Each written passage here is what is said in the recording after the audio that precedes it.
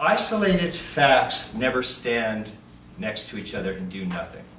They cry out to touch each other. That's the whole nature of the evolutionary drive at Eros and finding greater and greater wholes and greater union and unity in the world. So we're right at a very exciting point, which is we have all of these pieces of the puzzle on the table for the first time ever, literally ever, and we're just starting to put them together.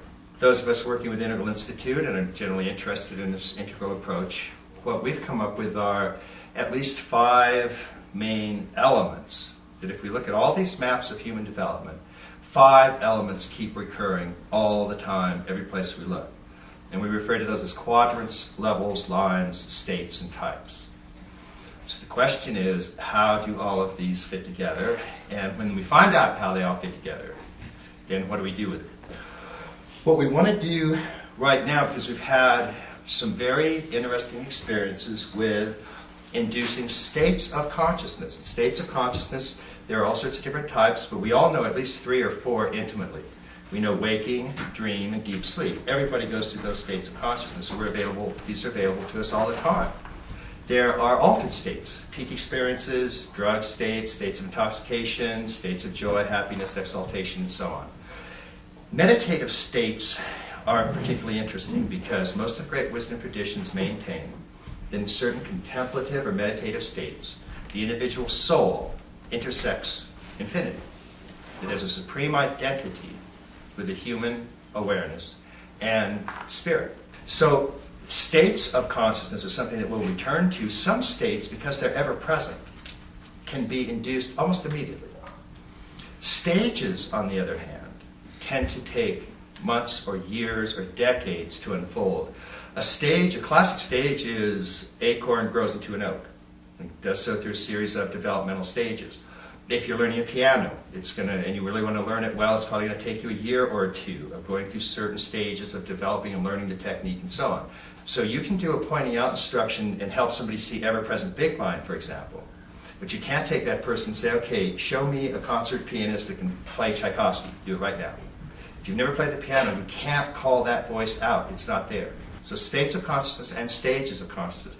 So those are 2 of the 5 elements that we find recurring in all these different maps, and we want to try to figure out how they fit together. Some of the others include quadrants, which I've drawn up here, and quadrants are just another way of talking about first, second, and third person pronouns. All natural languages have I. The first person is defined as the person who is speaking. So at this moment, I'm first person, as it should be. Second person is the person being spoken to. So you would be second person at this point. Third person is the person or thing being spoken about. So if I'm talking about that chart, that's a third person in this definition. If I'm talking about Roger, he's third person. I'm talking about him as an it, or he or him. When we talk second person, I to you or I to thou, that's a very intimate connection. That means that 2 sentient beings are somehow resonating with each other. Deborah Wright is an individual it. I can look at my own being as a third person it, from a third person perspective. So if I look at Roger as a third person, and then he's going to be about this high, I'm going to cut open his brain, if we can find it. It will have dopamine, serotonin, marijuana, gaping hole here. Science does that. So in the upper right, we have brain organism, you have a limbic system, you have a reptilian brain stem, you have a liver, etc. Those are fine. Those are all it. That's the science side of the street. If I talk to Roger as a person, go, how you doing? Good. Excellent. So that's an I-you, that's an I-thou. So we're actually exchanging, we're touching. There's a resonance, there's a mutual resonance. So the I-thou relationship is very important. That's why all languages have a second person in it, because it really means it's something that I'm resonating with as a sentient bearer of consciousness. So there's an implied use of second person, which is that second person has a first person. And that, so if Roger talks to me, he's first person and I'm second person. Mm-hmm. If Roger and I reach mutual understanding, we'll both use the pronoun we. And that's a really interesting thing, this we. It just means we understand each other. And if I say, Roger, do we understand each other? He'll say, yes, we understand each other. That we is magic. It's extraordinary. It's probably one of the greatest mysteries of all.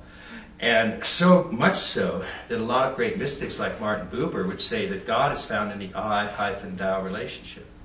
If you look, for example, in consciousness studies today in the universities, there's a raging argument about which is the correct way to approach consciousness. From a third-person scientific point of view, look at it in the upper right as consciousness, the product of brain chemistry and neurosynapses and serotonin and dopamine.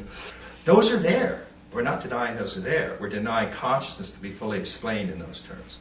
The other side of the argument uses phenomenology, or I consciousness. It says, no, the only thing that's real is my own introspective awareness. That's what's real. Don't tell me the subjective stuff is out there, because that's experienced only in my own consciousness. What we are saying is that the battle between first-person approaches and third-person approaches is a not useful battle anymore. They're both correct. We sort of make fun of it by saying no brain can produce 100% error. Nobody's smart enough to be wrong all the time. Therefore, every single major approach to human knowledge has some degree of truth. The integral approach insists upon honoring those truths. The tricky part then is how they all fit together. And that's where the game gets interesting. It's an entirely different kind of game to play. Usually if you go to school of philosophy, or go to school of psychology, or any of the disciplines, if you take up a school of psychotherapy, for example, they'll spend a great deal of time telling you why the other schools are mistaken. And that's sort of what your education is. It's figuring out why so many other people are fucked up.